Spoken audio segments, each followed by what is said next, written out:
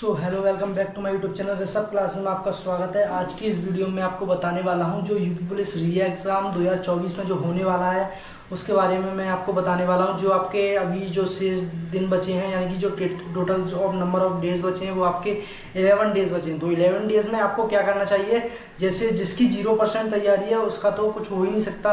अगर जिसकी 50% भी तैयारी है तो अब जो लास्ट के 11 दिन बचे हैं उनमें उन्हें क्या करना चाहिए, तो इस वीडियो के माध्यम से मैं आपको बताने वाला हूं आपको क्या करना चाहिए। तो सबसे पहले जो आपके अंतिम 11 डेज का प्लान, स्टडी प्लान क्या रहना चाहिए, तो मैं आपको बताने वाला हूं। तो आई होप आपको वीडियो अच्छी लगे तो वीडियो को लाइक करके शेयर करके चैनल को सब्सक्राइब कर लें, जिससे फ्यूचर में आने वाला हर एक अपडेट का नोटिफिकेशन आपको सबसे पहले मिलता रहे। तो फर्स्ट ऑफ ऑल मैं आपको बताना चाहूँगा कि जो आपका एग्जाम है वो कब से स्टार्ट है। तो आपको 23 से आपका एग्जाम स्टार्ट है, 23 अगस्त एंड 24 अगस्त एंड 25 अगस्त एंड 30 अगस्त एंड आपका 31 अगस्त। तो इन 5 दिन को आपका एग्जाम होने वाला है। तो इन 5 दिनों में आपका एग्जाम होने वाला है। तो इसमें जो भी आपकी इसमें दो शिफ्ट में आपका पेपर होने वाला है। दो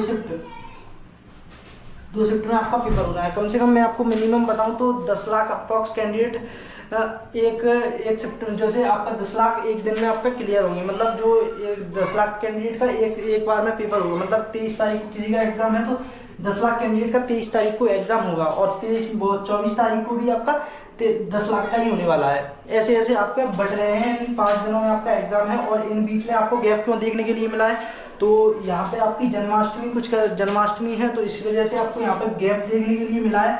तो अब हम इसकी तो बाद में बात करते हैं। जो आपके एडमिट कार्ड है, एडमिट कार्ड आपको 19 या 20 तारीख को देखने के लिए मिल जाएगा। यानी कि एग्जाम से 2-3 दिन पहले आपको एडमिट कार्ड मिलता है तो आपको 19 या 20 तारीख को आपका एडमिट कार्ड देखने के लिए मिल जाएगा।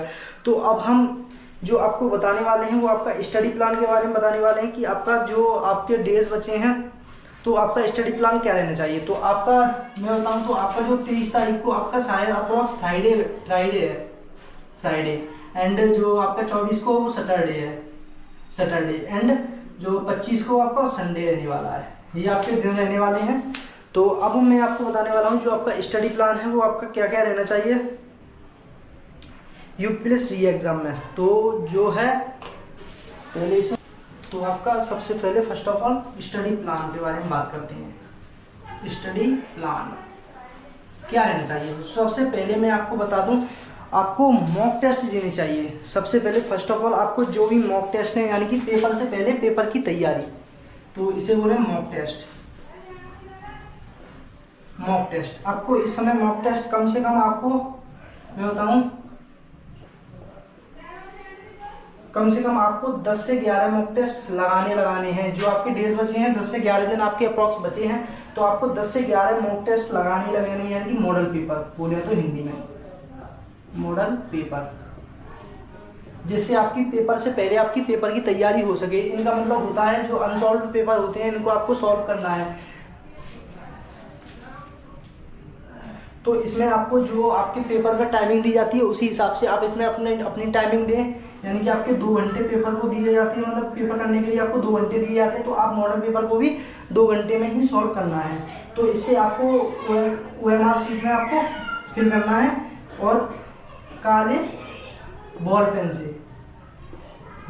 होना चाहिए, ब्लैक कलर का बॉल पेन होना चाहिए और OMR में आपको फिल करना है। जैसे आप पेपर देते हैं पेपर टाइम में वैसे ही आपको इस तरीके से आपको मॉक टेस्ट देनी है। जैसे आपको किसी भी साइड पे आपको जैसे कोई भी एग्जाम पर जैसे बड़े यूट्यूब चैनल है तो आपको उस पर मॉक टेस्ट देखने के लिए मिलते हैं। तो आप जाइए किसी दुकान पे तो उससे आपको जैसे OMR शीट आती हैं उसे आप ले लीजिए, खरीद लीजिए। जैसे आप PDF में आपके क्वेश्चन है तो उस पर लगा के और OMR पे आप फिल कीजिए और सबसे पहले आप अपना नाम OMR पे फिल करें जिससे आपको OMR शीट भरना आ जाए।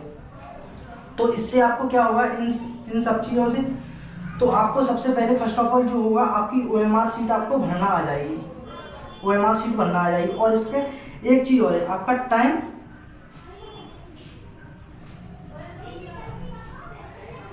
मैनेजमेंट होगा।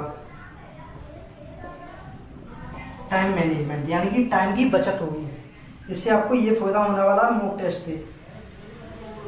तो आप कम से कम आप जो आपके डेज बचे हैं तो आपसे 10 से 11 आप मॉक टेस्ट लगाइए। इसमें आपका टाइम मैनेजमेंट भी बहुत अच्छा हो रहने वाला है और सारा कुछ आपको बहुत अच्छा ही रहने वाला है यहाँ पे। और आपको जो हैबिट है ना, हैबिट हो जाएगी इस पेपर को देने की या आपको एमआर भरने की, सारा कुछ आपको हैबिट हो जाएगी एक तरह से, हैबिट्स।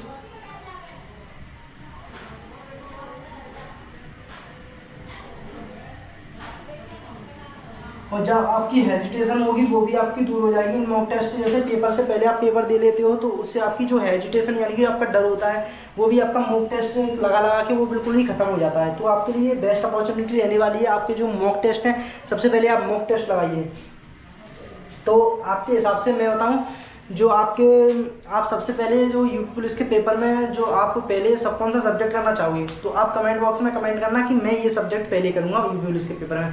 अगर उस जगह मैं होता तो सबसे पहले जो वरीयता देता है, यानी कि आपको जो वरीयता देता है ना, जो पहले सब्जेक्ट कौन सा किया जाए, तो सबसे पहले मैं प्रायोरिटी देता, सबसे पहली प्रायोरिटी देता वो आपको, मैं आपको देता उसे हिंदी को, और फिर देता सेकंड नंबर पे जीके को, फिर थर्ड नंबर पे आपकी रीजनिंग को, और फोर्थ नंबर पे आपकी मैथमेटिक्स को।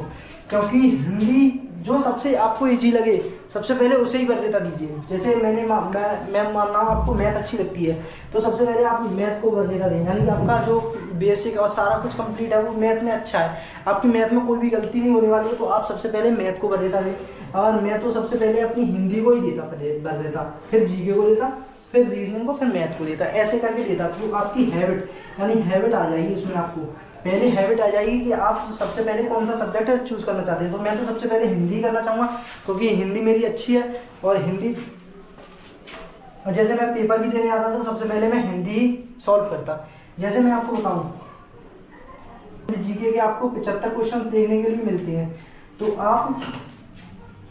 आपको 15 से 20 मिनट हिंदी को देनी है, 15 से 20 मिनट देनी है। तो आपको सबसे ज़्यादा हिंदी में इसको करना है। जैसे मैं होता तो इसमें कम से कम 70 के अप्रॉक्स क्वेश्चन करता ही करता इसमें हिंदी में। आपके टोटल नंबर ऑफ क्वेश्चन होते हैं, प्रश्न होते हैं 75, 75 होते हैं, उसमें से अब मैं 70 करने की कोशिश करता ही करता। और मैं आपको बताऊं, जो आपको जैसे क्वेश्चंस हैं, जैसे यूपी पुलिस के एग्जाम री एग्जाम होगा उसमें आपको जो क्वेश्चंस आते हैं उन्हीं क्वेश्चंस को अटेम्प्ट करें। यानी कि जो भी क्वेश्चंस, केवल मैं लिख दे रहा हूं, केवल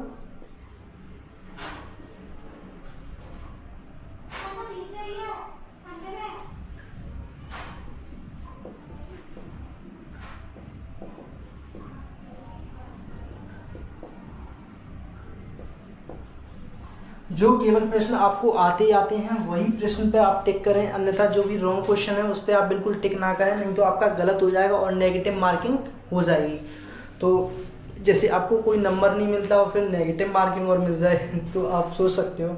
फिर और जो इतने क्वेश्चन आपको आते हैं उन पर सही अटेम्प्ट करें,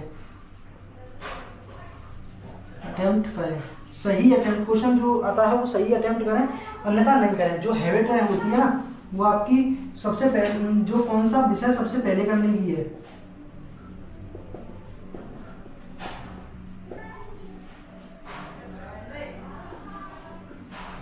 कौन सा, मतलब जो विषय आप सबसे पहले करना चाहते हो कौन से क्रम में करना चाहते हो, मतलब पहले हिंदी करोगे या जीके करोगे या रीजनिंग करोगे या मैथ करोगे, या जैसे आप मैथ करोगे, रीजनिंग करोगे, या जीके करोगे या हिंदी करोगे, या फिर ऐसे करोगे जीके करोगे फिर आप रीजनिंग करोगे, फिर मैथ करोगे, फिर हिंदी करोगे, ऐसे कर सकते हो। जैसे आपको जो आपका सब्जेक्ट स्ट्रॉन्ग हो उसी को पहले करें।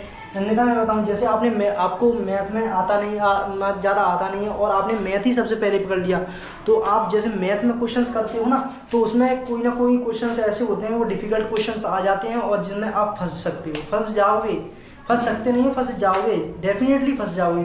तो आप फिर उसमें आपका ज़्यादा दिमाग खराब हो जाएगा फिर, और जो भी आता होगा वो भी आप सारा कुछ भूल जाओगे। तो सबसे पहले जो आपको सब्जेक्ट इजी लगता हो उसी को सबसे पहले करें। और जो मैं आपको बताऊं तो आपको मॉक टेस्ट करने की क्या टाइमिंग रहनी, और जो मैं आपको पहले एक और बताता हूं, जो आपका टारगेट रहना चाहिए।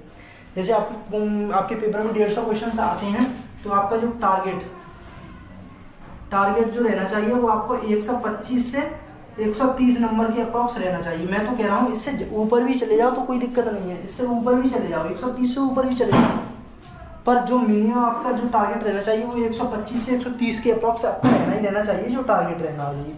वो भी प्रश्न सही, सारे प्रश्न होने चाहिए वो सही होने चाहिए, मतलब कोई भी उसमें रॉन्ग नहीं होना चाहिए। तो आपको जो मैं आपको जो मॉक टेस्ट है ना उसकी जो टाइमिंग बताऊँ, तो सबसे पहले जो मॉक की करने की पेपर, यानी कि जो मॉक टेस्ट आप लगाओगे ना उसको सुबह 11 से 1 बजे तक, 1 बजे तक सुबह, इस टाइम पे आपको मॉक टेस्ट लगाना है।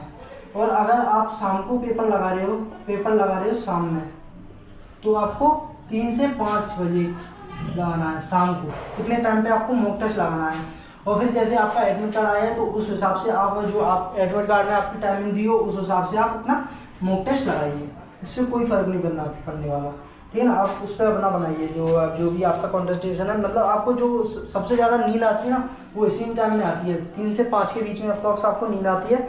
तो सबसे पहले जो आप करेंगे तो सबसे पहले इसी को करें। और फिर जो आपका एडमिट कार्ड आए, एडमिट कार्ड, तो उस एडमिट कार्ड की जो टाइमिंग दिया हो उसी हिसाब से अपनी जो करें, वो अपना टाइमिंग जो एडमिट कार्ड में दिया हो उसी टाइमिंग से अपना मॉक टेस्ट लगाएं, जिससे आपको पेपर में देते समय आपको कोई भी दिक्कत ना हो। और फिर मैं आपको बताऊँ रिवीजन की बात और बता देता हूँ आपको थोड़ा सा।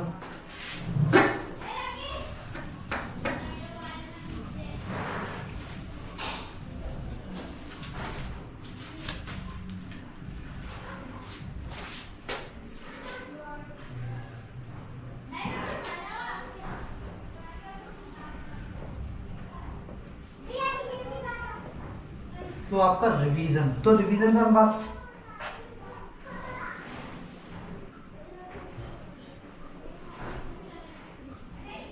तो आपका रिवीजन में बात करें तो प्रत्येक सब्जेक्ट का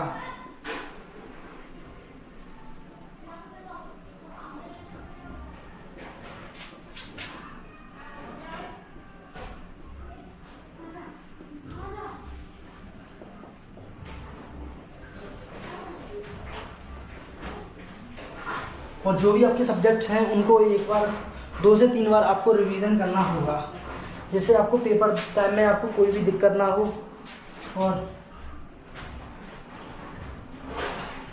और जो भी आपके टॉपिक्स हैं या आपके कोई से हुए, हिस्ट्री से हुए, आपको जीएस से या रीजनिंग से कोई भी टॉपिक्स हुआ, उसके आपको मुख्य रिवीजन, आपको मुख्य जो हाईलाइटेड क्वेश्चंस होते हैं वो आपको पढ़ने हैं। जैसे आप कैसे भी पढ़िए, आप क्वेश्चन बना के पढ़िए, या आप कोई टॉपिक्स है तो टॉपिक्स की मुख्य जो हेडलाइन होती हैं उनको पढ़िए बहुत बढ़िया तरीके से, मतलब डीपली, मतलब आपको जो शॉर्ट रिवीजन लेना है।